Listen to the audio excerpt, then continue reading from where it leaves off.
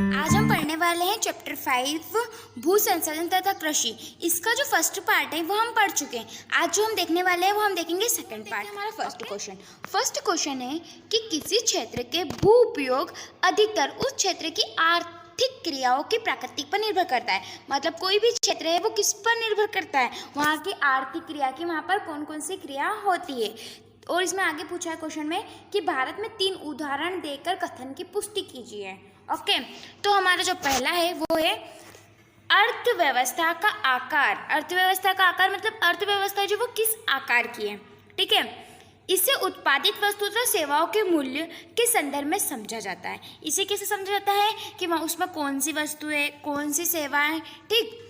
समय के साथ जनसंख्या बढ़ने के कारण भूमि पर दबाव पड़ता है तथा सीमांकित भूमि को भी प्रयोग में लाया जाता है। मतलब क्या होता है, अर्थव्यवस्था का आधार अगर कोई भी जगह है तो वहाँ पर क्या होगा, जनसंख्या एक से जैसी तो रहेगी नहीं, या तो वहाँ पर घटेगी या फिर बढ़ेगी, ठीक।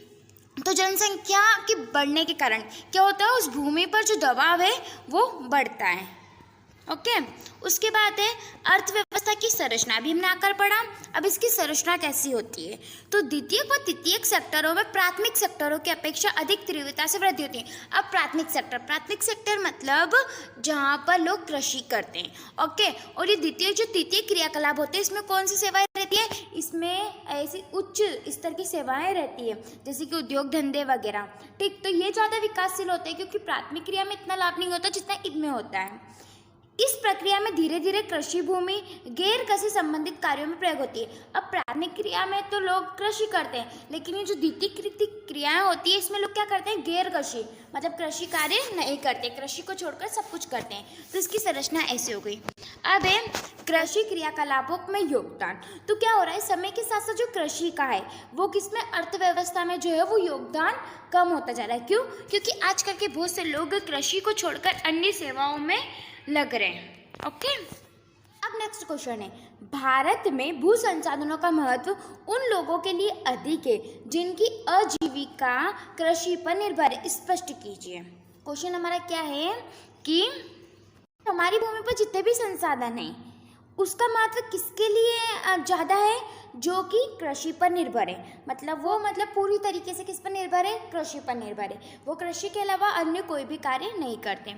तो पहला पॉइंट, तृतीय क्रियाकलापों की अपेक्षा कृषि भूमि पर आधारित है। पूरी तरीके से जो कृषि है वो किस पर आधारित है, भूमि पर ही आधारित है। और यही देखा जाता है कि भूमि कैसी है, उपजाऊ है या फिर नहीं। उसके बाद है भूमि की गुणवत्ता कृषि उत्पादन को भी प्रभावित करती है।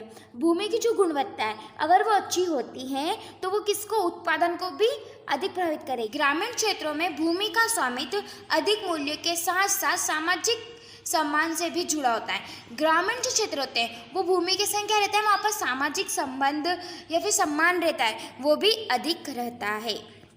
भारत की 2 प्रमुख पेय फसलों के नाम लिखिए। प्रत्येक फसलों के 2 महत्वपूर्ण उत्पादक राज्यों के नाम। हमें कौन से पेय फसलों के नाम बताना है जिन्हें हम पीते हैं, ठीक। तो हम क्या पीते हैं, हम चाय पीते हैं और कोहा पीते हैं, ओके। अब इसके उत्पादक राज्य कौन से हैं, तो चाय के जो उत्पादक राज्य है वो है असम, पश्चिम बंगाल, तमिलनाडु, ठीक है। और कोहा के जो क्षेत्र है वो कौन से, कर्नाटक, केरल और तमिलनाडु।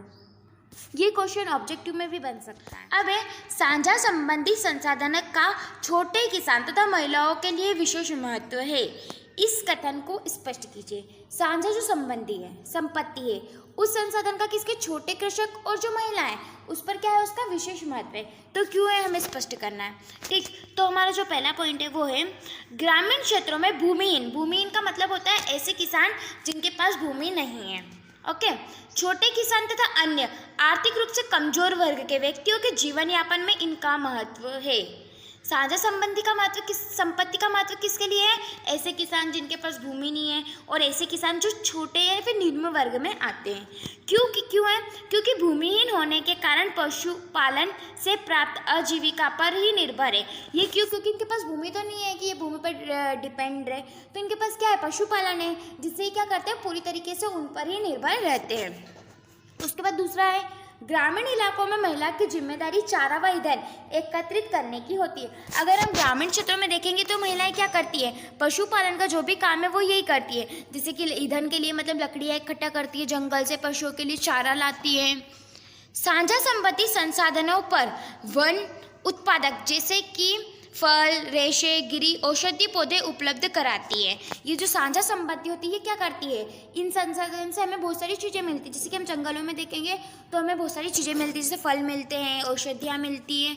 ओके, भारतीय कृषि की प्रमुख समस्याओं का वर्णन कीजिए। अब भारतीय जो कृषि उनकी क्या क्या समस्या आती है, अगर हम कोई भी काम करते हैं तो उसमें समस्याएं भी आती हैं, तो वैसे ही कृषि करने में क्या समस्या आती है। ठीक, तो हम देखते हैं। पहला क्या है, अनियमित मानसून पर निर्भर। हाँ, हमें क्या करना पड़ता है, मानसून पर निर्भर रहना पड़ता है बहुत से जगह। निम्न उत्पादन भी अच्छा नहीं होता है। ठीक, उसके बाद बहुत सारे जो कृषि किसान रहते हैं वो ऋण से ग्रसित रहते हैं। ठीक, वित्तीय संसाधन जो है उसमें भी बाधाएं आती हैं। भूमि सुधारकों में कमी, भूमि का अच्छे से सुधार भी नहीं होता, जिससे क्या होता है, उत्पादन कम होता है। छोटे खेत तथा विखंडन जूते, मतलब छोटे छोटे लोगों के खेत होते हैं। अत्यधिक रासायनिक उर्वरकों पर आज हम देखेंगे तो बहुत सारी दवाइयों का हम प्रयोग करते हैं मिट्टी से, जिससे क्या होता है, उसकी जो उपजाऊपन की गुणवत्ता रहती है वो नष्ट होती है। ठीक, उसके बाद सिंचाई के संसाधनों में भी कमी आती है। कृषि में सिंचाई ना की जाने के कारण क्या आती है, फसलें अच्छी नहीं होती, और ये क्यों हो रहा है, जल की कमी के कारण हो रहा है। ओके, अब है भारतीय कृषि के विकास में हरित क्रांति की क्या भूमिका रही है। भारतीय जो कृषि थी उसमें हरित क्रांति की क्या भूमिका रही है, तो आपको पता होगा कि हरित क्रांति जब से आई है, जब से क्या हुआ है कि उत्पादन बहुत अधिक होने लगा है। तो क्यों, तो वही हमें इसमें बताना है कि इसकी भूमिका क्या रही है। 1960 के दशक में, दशक मतलब 10 साल प्लस, तो यहाँ की जो फसलें थी उसमें अधिक वृद्धि करने के लिए क्या कहते हैं, अच्छे अच्छे बीज उपलब्ध कराए थे। ओके, उसके बाद किसानों को अन्य कृषि निवेश भी उपलब्ध कराया था, जैसे कि पैकेज प्रौद्योगिकी के नाम से जाना जाता था।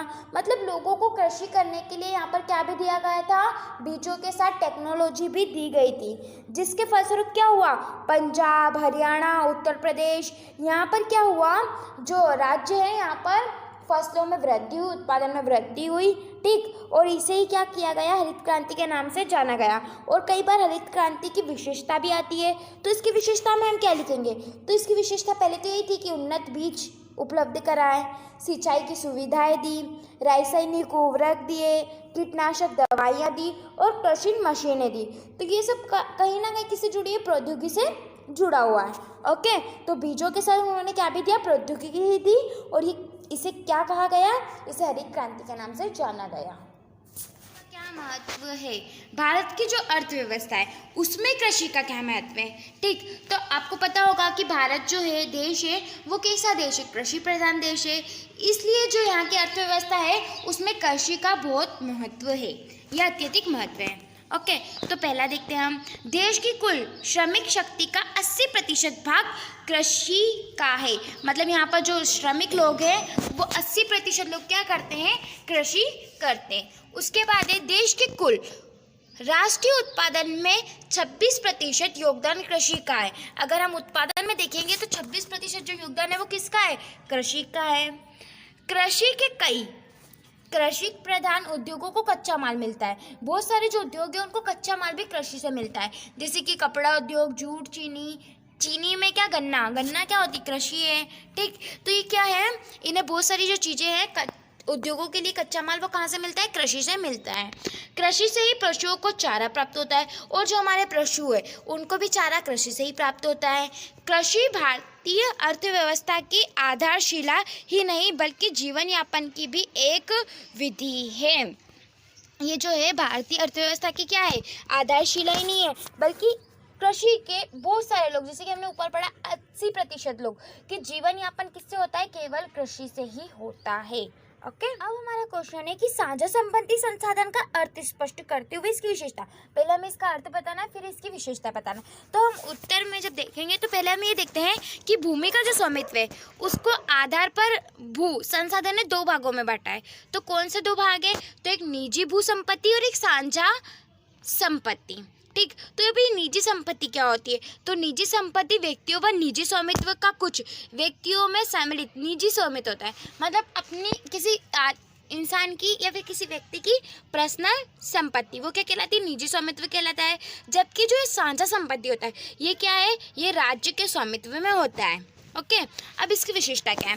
तो इसकी विशेषता ये है कि पशुओं के लिए चारा, घरेलू उपयोग हेतु ईंधन, लकड़ियाँ तथा साथ ही अन्य उत्पादन जैसे कि फल, रेशे, गिरी, औषधीय आदि जो है ये साझा संपत्ति संसाधन में आते हैं।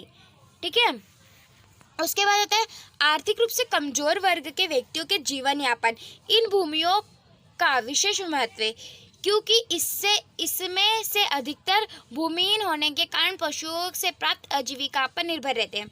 अब इसका साझा संपत्ति का जो महत्व है वो किसके लिए? तो जो निजी संपत्ति होती है उस पर तो व्यक्ति की खुद की होती है, लेकिन ऐसे व्यक्ति है जिनके पास क्या है? भूमि नहीं है, जो कमजोर है, तो वो लोग उनका जीवन यापन करने के लिए इस पर ही निर्भर रहते हैं। महिलाओं के लिए भी इनका विशेष महत्व है क्योंकि ग्रामीण इलाके जो है वो अपना खुद का इतना कमज़ोर वर्ग रहता है। ठीक है, तो वो ईंधन, चारे एकत्रित करने की जिम्मेदारी उन्हीं पर रहती है और वो इसी पर ही निर्भर रहती है। ठीक, उसके बाद है सामूहिक वन, चारागृह, ग्रामीण जलीय क्षेत्र तथा अन्य सार्वजनिक स्थान साझा संपत्ति के उदाहरण है। जैसे कि हम देखेंगे तो सार्वजनिक जो स्थान है, ठीक, ग्रामीण जो इलाके हैं, जलीय, वो किसका उदाहरण है? साझा संपत्तिकारी अधिकार है, या फिर सरकार की जो भी चीजें हम उसे साझा संपत्ति में रख सकते हैं। 50 वर्षों से जो कृषि उत्पादन है वो प्रौद्योगिक में बढ़ोतरी हुई है। तो हमें स्पष्ट करना है कि क्या सही में बढ़ोतरी हुई है? तो हाँ, बहुत सी फसलें जैसे कि गेहूं हो गया, चावल हो गया, इनके जो उत्पादन है वो क्या हुआ? उसमें काफ़ी ज़्यादा वृद्धि हुई है। दालों व जूट के उत्पादन में भी प्रथम स्थान पर है भारत। ठीक है, उसके बाद जब हम गेहूं, चावल और गन्ना, मूंगफली इसमें देखेंगे तो भारत कौन सा? दूसरा देश है उत्पादक इनका। ओके, तो हम देख रहे हैं कहीं ना कहीं बढ़ोतरी हुई है क्योंकि पहला और दूसरे स्थान पर कौन है? भारत ही है। सिंचाई के प्रसार ने देश में कृषि उत्पादन बढ़ाने में महत्वपूर्ण भूमिका निभाई है। अब हम फसल करते हैं तो फसल का उत्पादन बढ़ाने में कहीं ना कहीं सिंचाई महत्वपूर्ण होती है। तो जब हमें सिंचाई की सुविधा मिली तो उससे भी क्या हुआ है? इसकी पैदावार जो है वो काफ़ी ज़्यादा बढ़ी है। उसके बाद है आधुनिक कृषि प्रौद्योगिकी बीजों की उत्तम किस्में, रासायनिक कीटनाशक, मशीनरी के प्रयोग के आधार पर ही प्रदान किया गया। मतलब जब हम देखेंगे तो प्रौद्योगिकी के कारण ही हमें क्या हुआ है? हमें अच्छे अच्छे कीटनाशक, दवाइयाँ व मशीन मिली है। तो ये किसके कारण सफल हुआ है? प्रौद्योगिकी के कारण ही सफल हुआ है। उसके बाद है देश के विभिन्न क्षेत्रों में आधुनिक कृषि प्रौद्योगिकी का प्रसार तीव्रता से हुआ है। देश के बहुत सारे क्षेत्र ऐसे हैं जहाँ पर क्या हो रहा है? प्रौद्योगिकी का जो विकास है वो तेजी से हो रहा है। ठीक, उसके बाद जो इसकी रासायनिक उर्वरकों की जो खपत है वो कई गुना में वृद्धि हुई है। किसके कारण हुई है? प्रौद्योगिकी के कारण हुई है। और प्रौद्योगिकी इतनी ज़्यादा बढ़ रही है तो उससे भी क्या हो रहा है? कृषि भी बढ़ रही है। लास्ट पॉइंट है उत्तम बीज के किस्मों की कीट प्रतिरोधक कम है, अतः कीटनाशकों की खपत में भी महत्वपूर्ण वृद्धि हुई है। इसकी जो बीज है, इसकी जो कीट प्रतिरोधक क्षमता है वो क्या है? कम है, और इसकी जो खपत है वो महत्वपूर्ण वृद्धि हुई है इसके कारण। ठीक, अच्छे बीजों की यही गुणवत्ता होती है और इसके कारण क्या हुआ है? कृषि जो है उसमें बहुत ज़्यादा वृद्धि हुई है। अच्छे से समझ में आया होगा। अब हम मिलते हैं नेक्स्ट वीडियो में नेक्स्ट चैप्टर के साथ। हमारे वीडियो को लाइक कीजिए और अगर आपने हमारे चैनल को सब्सक्राइब नहीं किया है तो आप जल्दी से सब्सक्राइब कीजिए ताकि आपको आगे ऐसी ही वीडियो मिलती रहे।